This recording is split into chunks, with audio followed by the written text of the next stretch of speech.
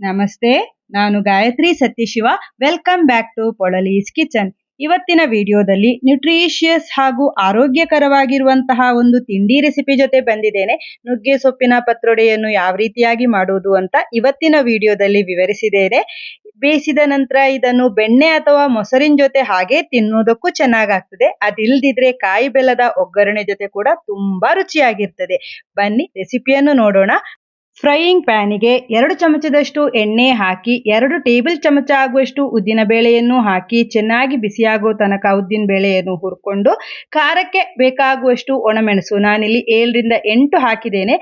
ಕೆಸುವಿನ ಪತ್ರೊಡೆಯ ಹಾಗೆ ತುಂಬಾ ಸ್ಟ್ರಾಂಗ್ ಆದ ಮಸಾಲೆ ಇಲ್ಲಿ ಬೇಕಾಗೋದಿಲ್ಲ.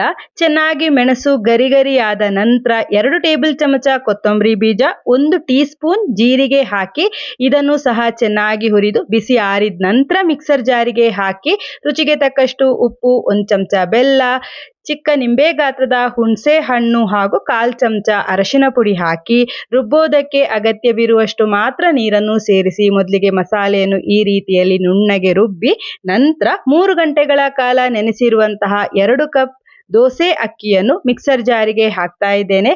ಅಕ್ಕಿ ನೆನೆಸೋದಕ್ಕೆ ಹಾಕಿರುವಂತಹ ನೀರು ಬೇಡ, ಅಕ್ಕಿಯನ್ನು ಮಾತ್ರ ಹಿಂಡಿ ಹಾಕೊಳ್ಳಿ. ಜಾಸ್ತಿ ನೀರು ಸೇರಿಸಬಾರ್ದು.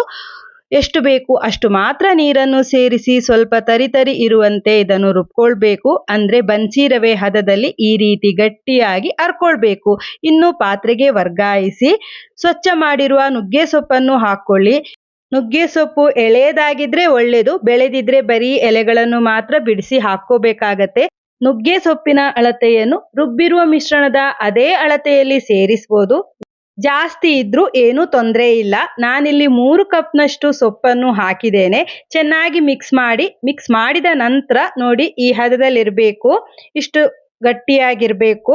ಬಾಳೆ ಎಲೆ ಲಭ್ಯ ಇದ್ರೆ ಬಾಳೆ ಎಲೆಯಲ್ಲೇ ಮಾಡ್ಬೋದು, ಅದಿಲ್ದಿದ್ರೆ ಇಡ್ಲಿ ತಟ್ಟೆಯಲ್ಲಾದರೂ ಬೇಯಿಸ್ಬೋದು. ನಾನು ಬಾಳೆ ಎಲೆ ಮೇಲೆ ರುಬ್ಬಿರುವ ಮಿಶ್ರಣದಿಂದ 1 ಸೌಟಿನಷ್ಟು ಎಲೆಗೆ ಹಾಕ್ತಾ ಇದ್ದೇನೆ. ಬಾಳೆ ಎಲೆ ಸ್ವಲ್ಪ ಬೇಕಿದ್ರೆ ಬಾಡಿಸಿ ನಂತರ ಹಿಟ್ಟನ್ನು ಹಾಕೋಬಹುದು.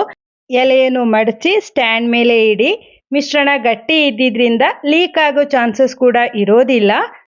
ಸ್ವಲ್ಪ ದೊಡ್ಡದಾಗಿರುವಂತಹ ಎಲೆ ಇದ್ರೆ ಚೆನ್ನಾಗಿ ಮಡಚ್ಬೋದು, ಆಗ ಶೇಪ್ ಕೂಡ ಚೆನ್ನಾಗಿ ಬರುತ್ತೆ. ಇಡ್ಲಿ ಪಾತ್ರೆಗೆ ನೀರು ಹಾಕಿಟ್ಟಿದ್ದೆ, ಕುದೀತಾ ಇದೆ. ಮಡಚಿರುವಂತಹ ಪತ್ರೊಡೆಯನ್ನು ಇಡ್ಲಿ ಪಾತ್ರೆಯಲ್ಲಿಟ್ಟು 20 ನಿಮಿಷ ಹಬೆಯಲ್ಲಿ ಬೇಯಿಸಿದ್ರೆ ಆರೋಗ್ಯಕರ ಹಾಗೂ ರುಚಿಯಾಗಿರುವಂತಹ ನುಗ್ಗೆ ಸೊಪ್ಪಿನ ಪತ್ರೊಡೆ ರೆಡಿಯಾಗತ್ತೆ. ನಾನಾಗಲೇ ಹೇಳಿರುವ ಹಾಗೆ ಬೆಣ್ಣೆ ಅಥವಾ ಮೊಸರಿನ ಜೊತೆ ಇದನ್ನು ಹಾಗೇ ತಿನ್ಬೋದು.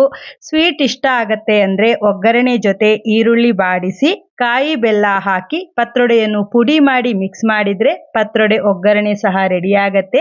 ನಿಮಗೆ ಹೇಗೆ ಬೇಕು ಆ ರೀತಿಯಲ್ಲಿ ಮಾಡ್ಕೊಳ್ಳಿ. ಆರೋಗ್ಯಕರವಾಗಿರುವಂತಹ ನುಗ್ಗೆ ಸೊಪ್ಪಿನ ಪತ್ರೊಡೆ ರೆಸಿಪಿ ನಿಮಗೆಲ್ಲ ಇಷ್ಟ ಆಯಿತು ಅಂತ ಅಂದ್ಕೊಳ್ತೇನೆ. ಇಷ್ಟ ಆಗಿದ್ರೆ ವಿಡಿಯೋವನ್ನು ಲೈಕ್ ಮಾಡಿ, ನಿಮ್ಮವರೊಂದಿಗೆ ಶೇರ್ ಮಾಡಿ. ಮುಂದಿನ ವಿಡಿಯೋದಲ್ಲಿ ಸಿಗ್ತೇನೆ. ಧನ್ಯವಾದಗಳು.